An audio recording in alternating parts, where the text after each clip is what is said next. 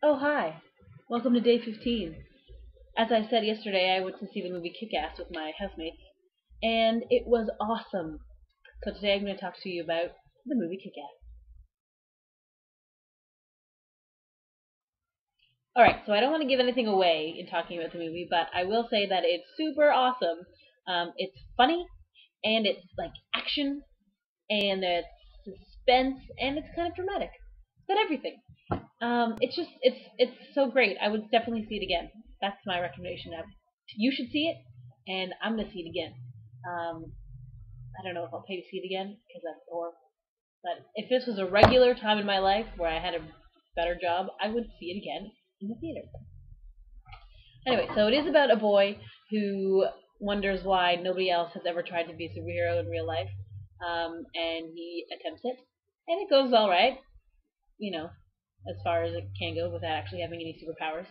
And then he kind of runs into other people who are also doing the superhero thing, and then the plot develops, and it gets pretty good.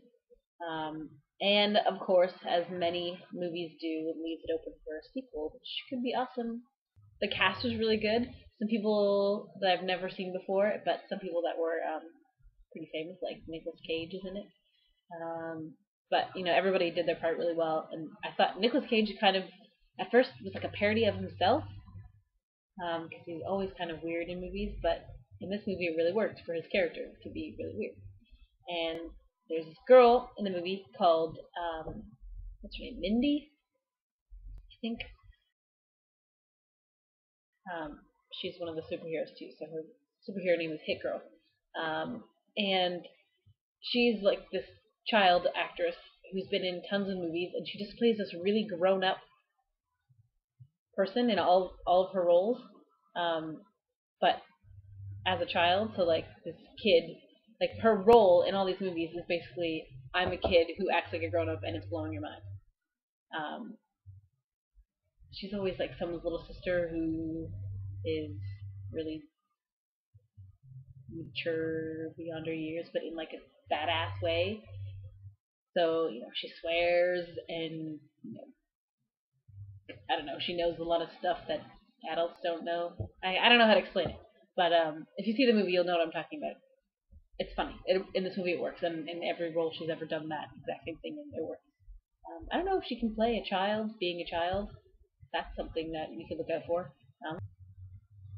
All right, so I looked her up, and her name is Chloe Moretz or Moretz, and she played the little sister in the movie 500 Days of Summer, where her older brother was having love troubles, and he went to her for advice. She was like 10 years old, and she was giving him all this serious advice. It's kind of funny. I mean, when an adult or when a kid plays an adult typed character, it's funny, and that's why they do it. But she's like, how Dakota Fanning seems like she's way when she was a kid, she seemed like she was way older.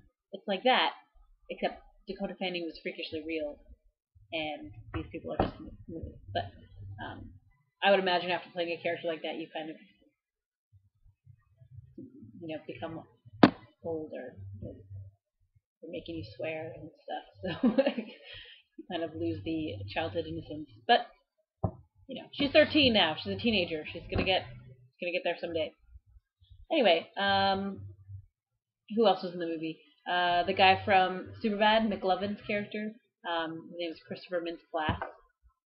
He was not what I thought was going to be in the movie. He was really good, but his character, I thought he was going to be like another one of the nerds in the group of nerdy kids who decided, well, the one guy who decides to be a superhero. I thought he was like one of them, but he's not, and you'll find out why when you watch the movie. But I would say that the best character for sure is Nicolas Cage. Hilarious. Maybe not intentionally, but hilarious. The whole movie was great, so you should definitely see it, and I'm glad I went to see it. However, what was not great was the movie theater.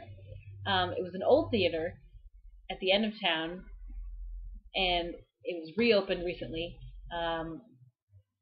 We went, and we actually bought the last tickets for the movie. It was kind of cool. Our friend Dave bought the last ticket, and then they announced to the room that Kick-Ass was sold out. So we had some good timing there. And then we went to the theater, and then screen, like no wonder the theater was sold out. It was literally 7 rows of seats. 7 rows of maybe 6 seats wide. So it's the smallest theater I've ever seen. It was like the size of my bedroom, the smallest theater I've ever seen.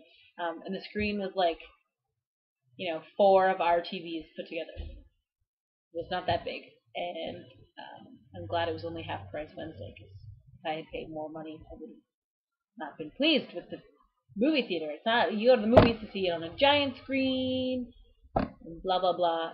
Anyway, it's kind of, and like the previews were all blurry because the projector was crappy, but once the movie started, they switched to like a movie projector, and actually there's curtains on the screen, and they squeaked wider for the movie, so it went from this to this.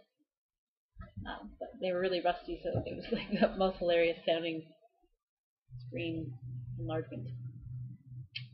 Anyway, so that theater was a gem. Let's definitely go back there. But yeah, like I said, they switched to a better projector, and the movie wasn't blurry, so that was good at least. And we were late. Well, we weren't late, but we were the last people to buy our tickets, so we were right at the front of the theater. So the screen looked bigger because it was so close to your face. That's all I have to say about the movie Kick-Ass and the movie theater that we went to. All in all, it was a lovely evening. I have said it about 100 times already in this video, but you should see the movie if you like movies and having fun, because it's both of those things. Okay, bye-bye!